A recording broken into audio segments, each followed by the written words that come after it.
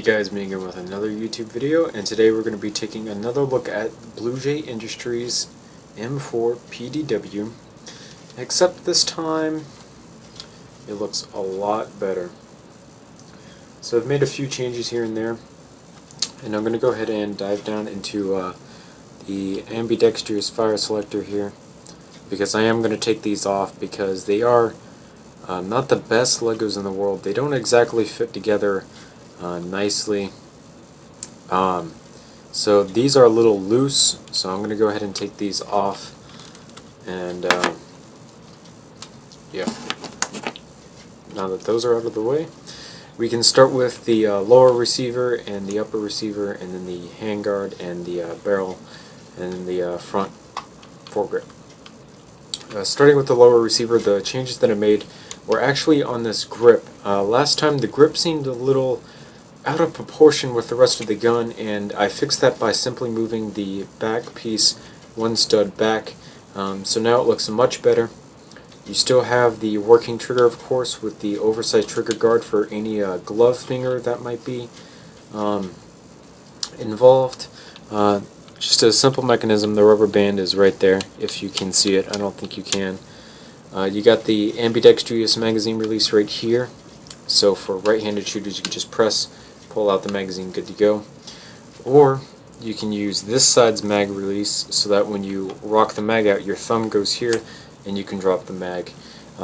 It's just shooter preference basically, but it's there for left and right shooters just in case. And then we got our hollow mag well here that accepts standard M4 magazines. I actually got two of them built, so I'm going to go ahead and pop one in. These are both 45 round extended magazines. As you can see, they look pretty cool. I got tape going down the sides just so that when I reload, I can reload from the bottom, and no errors will occur in the form of breaking. Since I just loaded it, you can cock it back with the charging handle. And when you cock it back using the charging handle, it opens up the shell ejection port. So it's almost as if you're chambering around. The upper receiver also has some nice details on it, including kind of like the curve to it. Shell ejection port, of course, like we just went over. Charging handle. It's got the front sight, or the back sight, sorry, back iron sights, which are just these two little notches, and then the front post sight, which is just an orange kind of elbow sticking up. It should look something along the lines of this. I mean, down the sights, almost like the PDW 57 from Black Ops 2. And flipping it around, on this side we have ourselves a bolt catch right here, this bright orange.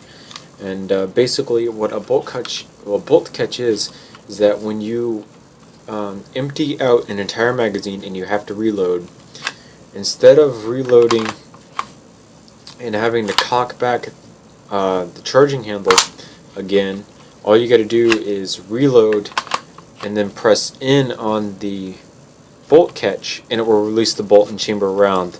It's just a easier way to do it. It's a lot more fluid of a motion, and you don't have to charge the weapon physically, which means it's easier to get back into the firefight, and you're a more valuable asset to the group.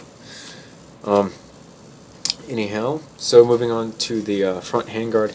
As you can see, it's got the vents on either side of it. You got the one down here, the top one, and then you have the two side ones. And on the inside there's the barrel. It's in the blue. On the inside, as you can see, the studs where the light is glistening off of it. And then the barrel juts out into this muzzle brake. And this muzzle brake has three little vent ports that will help control your recoil. And they each got a little hole in them as if the bullet was coming out of them. On the front here, you got a little sling mount for any sling that you might need. And then you got a Peacekeeper styled front slanted vertical foregrip, and it feels really nice in my hand. I really like it. It does complement the look of the gun quite nicely.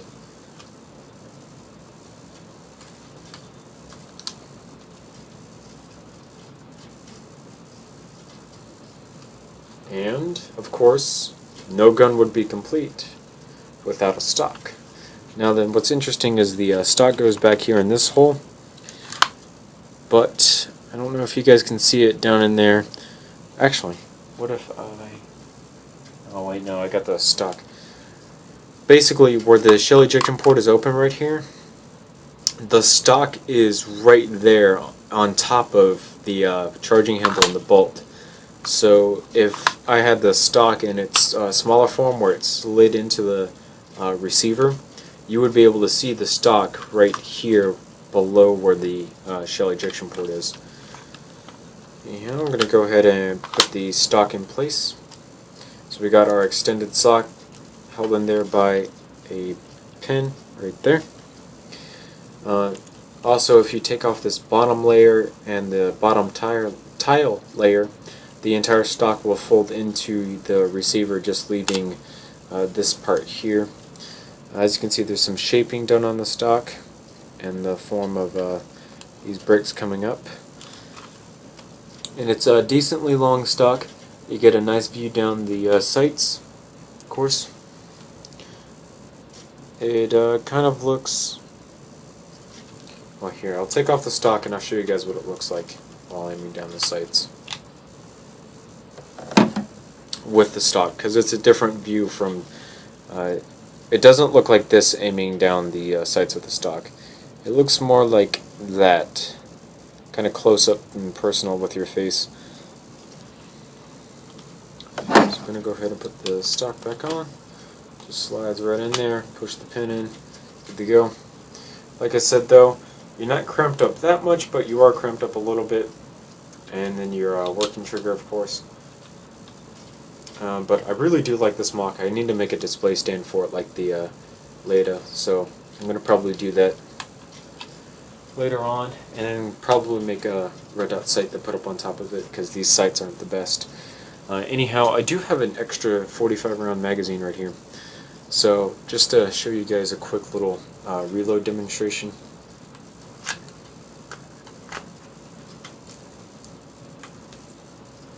And then you would press the bolt catch, or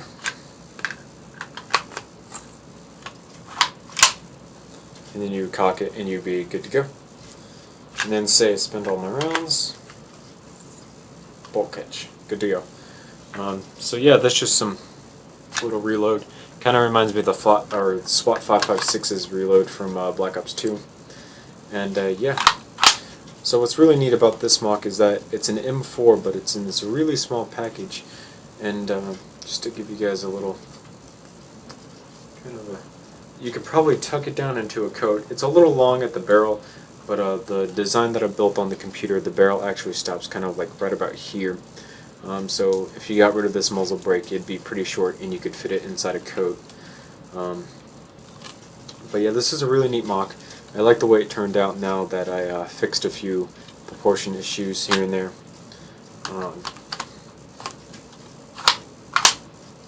So yeah. Anyhow, remember to comment, rate, and subscribe for more videos like this one. I'll see you guys later in the next video. If you guys want to see more of this MOC, then go ahead and check out my website at bluejthemeister.weebly.com. It'd be greatly appreciated. Help me out. You know, support me. Like I said, remember to comment, rate, and subscribe for more videos like this one. I'll see you guys later. Thanks for watching.